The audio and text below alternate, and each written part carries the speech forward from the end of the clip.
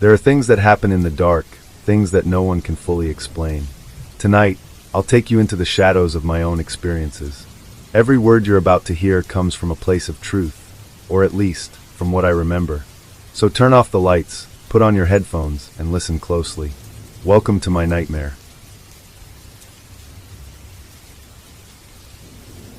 I didn't believe in ghosts. Never did. I'm a man of logic, of science, and reason. So when I bought that house, the one on Hawthorne Lane, I had no idea what I was getting into. I thought the old place was a steal, and it was in my budget. I figured it needed a little TLC, but what home doesn't? It wasn't a grand place. A 2-story Victorian with peeling white paint, crooked shutters, and a yard that had long given up on any attempt at being a garden. The kind of house you'd expect to see in a low-budget horror movie. But I wasn't thinking about horror. I was thinking about home ownership, and maybe that was my first mistake. The first few days went by uneventfully. I spent the time cleaning, unpacking, and fixing small things. It wasn't until the third night that I noticed something strange. I woke up around 3 a.m., feeling uneasy. The room was cold, and for some reason, I had this overwhelming sense that someone was watching me.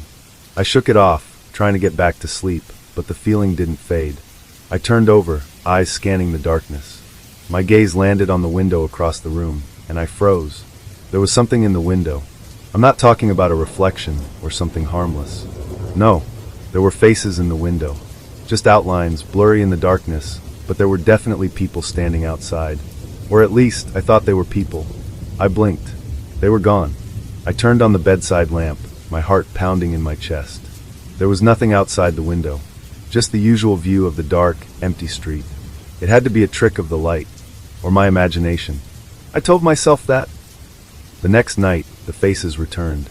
I hadn't even been asleep for more than an hour when I felt that same chill, that same sense of being watched.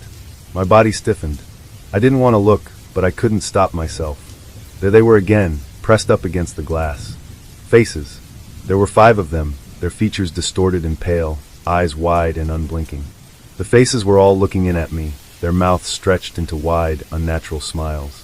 I scrambled out of bed and rushed to the window, tearing the curtains open with trembling hands. No one was there. Nothing. I slammed the curtains shut and backed away, my breath coming in short gasps. I was shaking now, my mind racing. What was going on? Was this just stress? Sleep deprivation? Was I losing my mind? The next morning, I decided to investigate. I wasn't going to let a few strange occurrences get the best of me. There had to be an explanation. I walked around the house, checking the windows, the yard, and the street, but I didn't find anything unusual. I called the previous owner, an old man named Mr. Mitchell. He had lived there for years before he moved into a nursing home. When I mentioned the faces, he didn't seem surprised. In fact, he sounded almost relieved. "You've seen them too," he said quietly, as if he were sharing a secret. "The faces. They've been there for as long as I can remember. I thought you'd see them soon enough." I felt a chill run down my spine. "What do you mean? Who are they?" Mr. Mitchell was silent for a long time, and when he spoke again, his voice was shaky. "I don't know. They never bothered me, but I couldn't stay there anymore. The house, it has a way of drawing them in. Don't look too long. They don't like that." He hung up abruptly. That night, I couldn't sleep. My mind kept going back to Mr. Mitchell's words. Don't look too long. What did that mean? Around midnight, I heard something outside. It wasn't a sound I could easily identify, but it was like a faint tapping on the window. A scratching sound. I tried to ignore it, but the noise grew louder, and I couldn't take it anymore. I got up and went to the window, pulling the curtain back just a little. There were the faces again, but this time they were closer. Their eyes were huge, their mouths moving as if they were trying to say something. But there was no sound, only the muffled tapping against the glass. The faces were all pressed up against the window, their expressions frozen in something like agony. One of the faces was different from the others. It wasn't just a person, it was an old woman, her skin stretched tight over her bones, her mouth twisted into a rictus grin. Her eyes were wide, bloodshot, and filled with something dark, something I couldn't name. She was staring directly at me, and for the first time, I felt like I wasn't just being watched. I was being stared at, as if she was looking into my soul, trying to figure out something about me. I backed away from the window, my legs shaking. I turned the lock on the window and backed away from it, but the tapping didn't stop. It only grew louder, more frantic. The next day I called in a priest. I figured it was time to get some answers, maybe some peace of mind. He came by in the afternoon, a kind, middle-aged man with a gentle smile. He listened as I told him everything about the faces, the tapping, the feeling of being watched. He didn't dismiss me. Instead, he asked if I had noticed any other strange occurrences, cold spots, strange smells, or nightmares. Every night, I said, my voice barely above a whisper. I keep hearing tapping, like someone's trying to get in. The priest nodded slowly, his expression serious. It's not uncommon, he said, his voice calm but firm. Some houses, they attract spirits. Some spirits can get trapped. The faces you're seeing, they may not be human. I felt a lump in my throat. What do you mean, not human? He didn't answer right away. Instead, he walked around the house, stopping at each window, touching the frame as though he were trying to feel something. He stopped in front of the window, where I'd seen the faces most often. He nodded and turned to me. There's a darkness here. I can feel it. It's not just ghosts. These faces, they're something else. Something older. That night, I couldn't stand to be in the house. I packed a bag and left. I stayed at a friend's place for the time being, too terrified to go back. But as I sat on their couch, I couldn't help but feel a pull, an overwhelming urge to return to that house. I couldn't explain it, but I knew something was waiting for me there, something that wanted me to come back. I went home that night, and when I opened the door to the house, I saw it. A face, not in the window, but in the mirror. A face, grinning, twisted, staring back at me. It wasn't a reflection of my own, and I swear it whispered my name. I haven't been back since, and I don't think I ever will. If you ever find yourself on Hawthorne Lane, don't look at the windows. Don't stop to stare at the house, because if you do, you might see the faces. And once they see you, they'll never let you leave.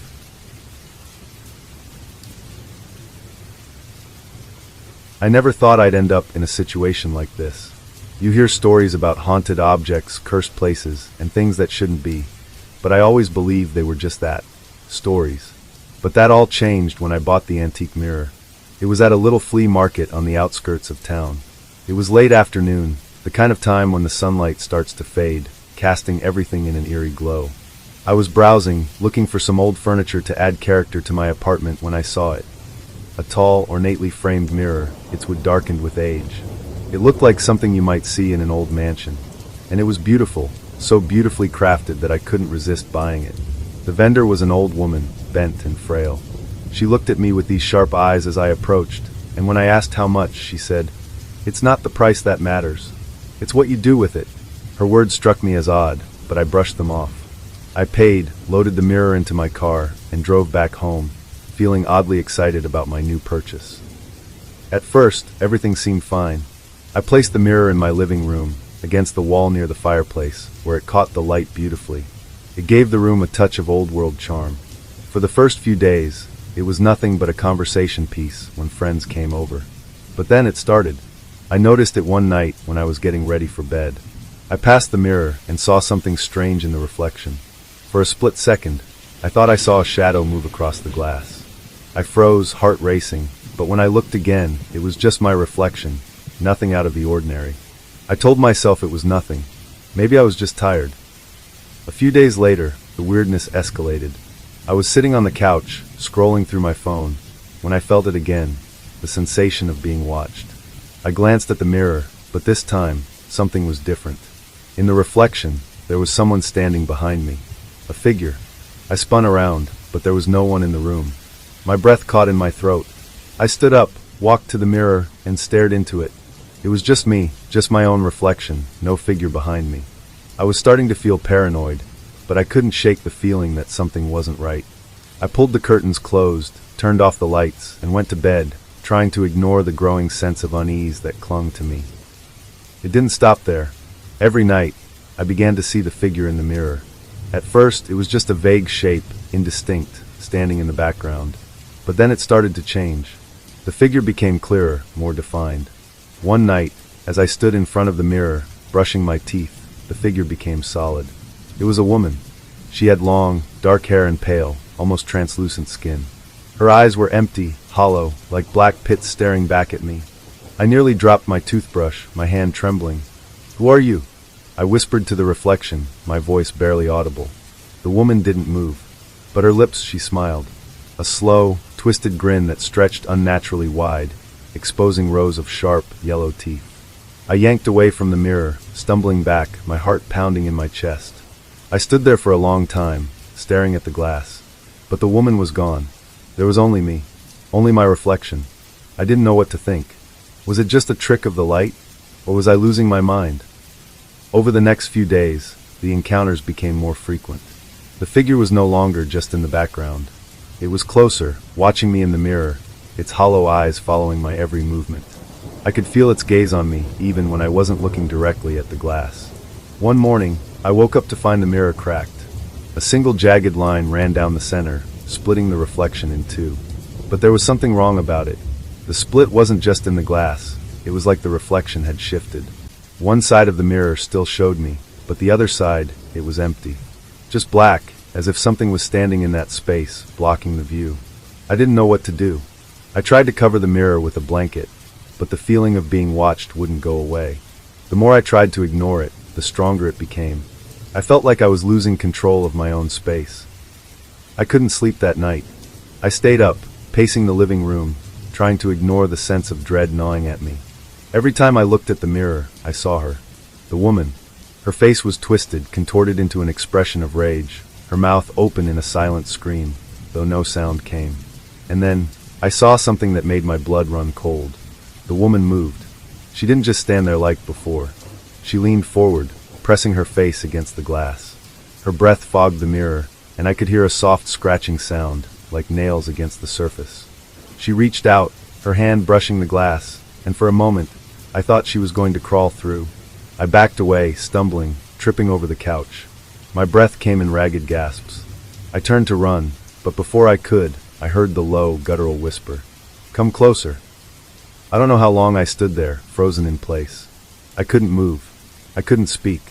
The voice wasn't coming from the mirror. It was coming from inside my head. It said my name. "Come closer, your name. Let me out." I couldn't take it anymore.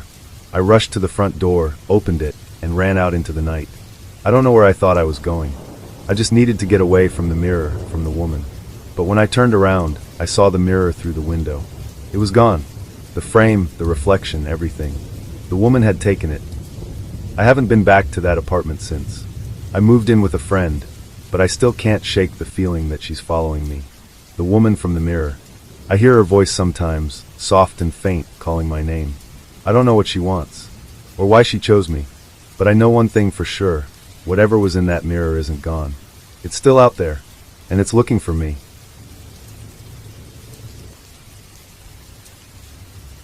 I always thought I lived a pretty quiet life. I'm not the type to go out much or socialize, so when I moved into the small house on Elm Street, I thought it would be perfect for me.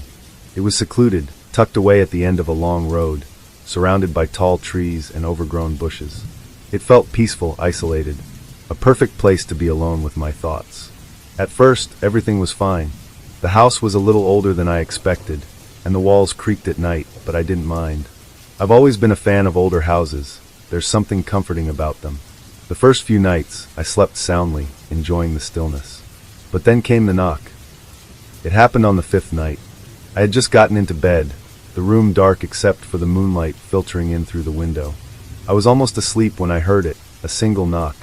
I sat up, my heart suddenly racing.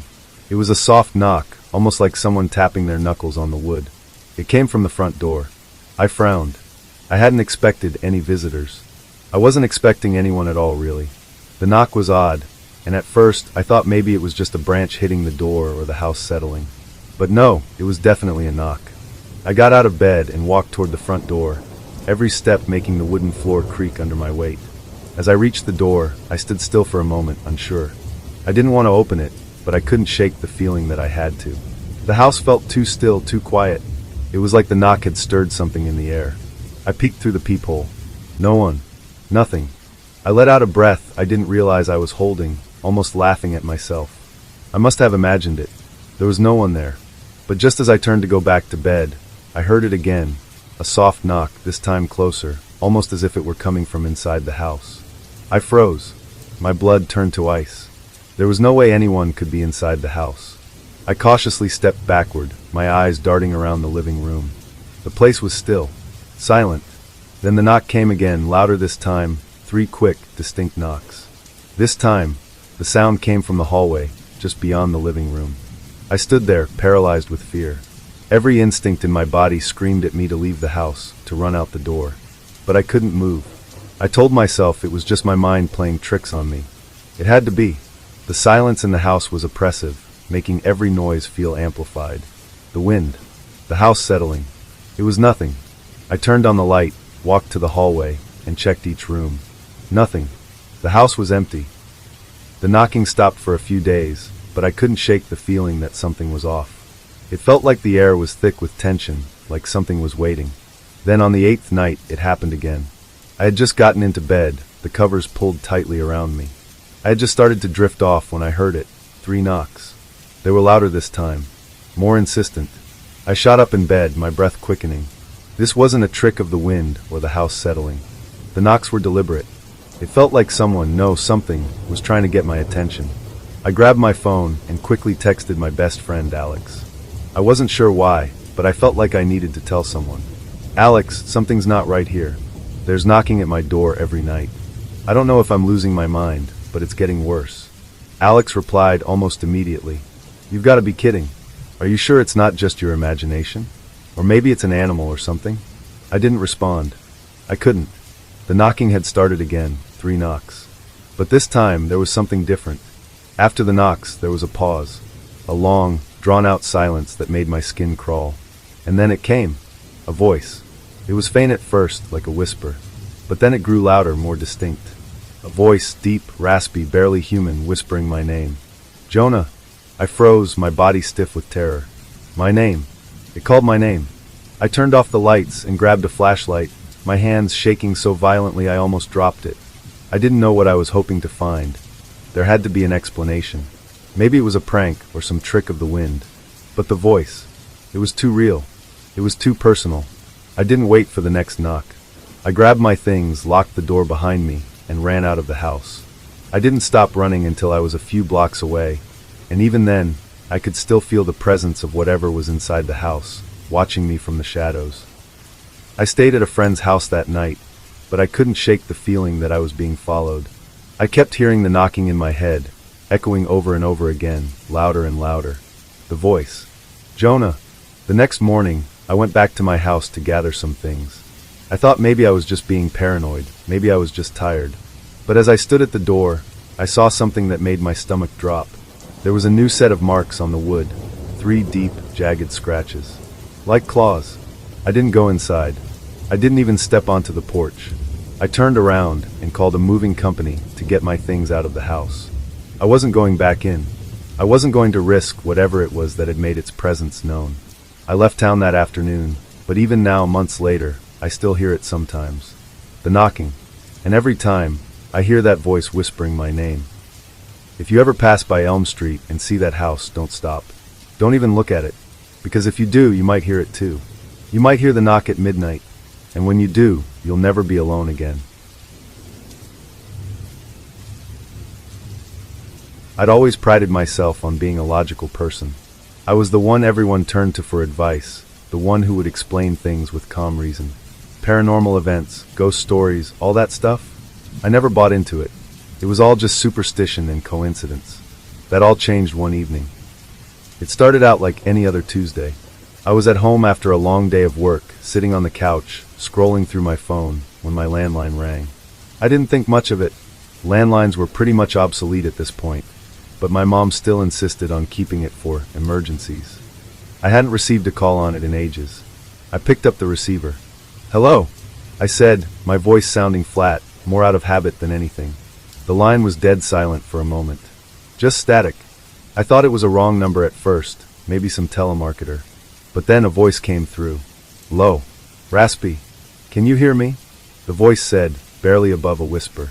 I froze. My heart thudded loudly in my chest. It sounded almost like someone was breathing on the other end, but with a strange, muffled quality to it. The voice wasn't familiar at all, but it felt wrong. The hairs on the back of my neck stood up. Who is this? I asked, trying to sound calm, though my hands were already trembling. The response came back quickly, as if the person had been waiting to speak. Do you remember me? I felt a chill run down my spine. No, I replied, my voice shaking. I don't know who this is. There was a long pause. I could hear faint breathing, almost like someone was standing too close to the phone. Don't you remember? The voice was insistent, almost pleading. You called me. You promised you'd never leave. I felt a wave of nausea hit me. I couldn't place the voice, but I felt like it was familiar, like I should know it. But I didn't. I don't know who you are, I said louder now, my pulse racing. You've got the wrong number. The line went silent. Then, just as I was about to hang up, the voice came again.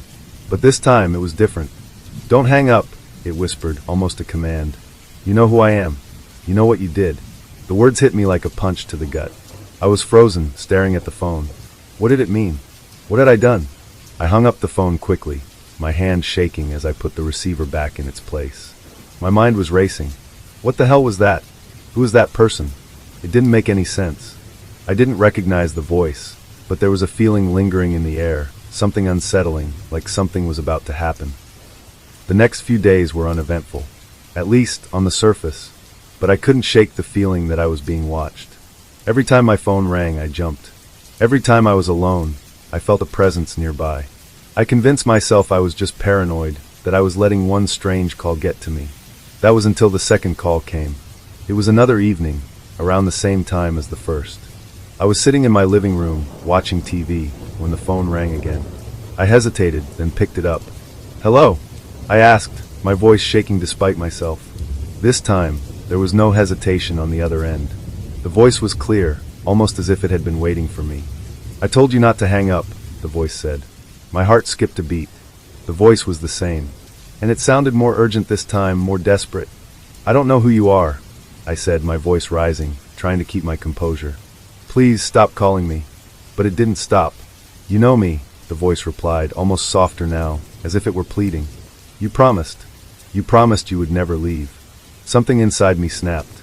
My pulse was racing, and I could feel a cold sweat forming on the back of my neck. I wasn't sure who this person was, but I knew it wasn't a coincidence anymore. Who are you? I demanded. What do you want? There was a long pause. Then the voice spoke again, this time with a sinister tone that made my skin crawl.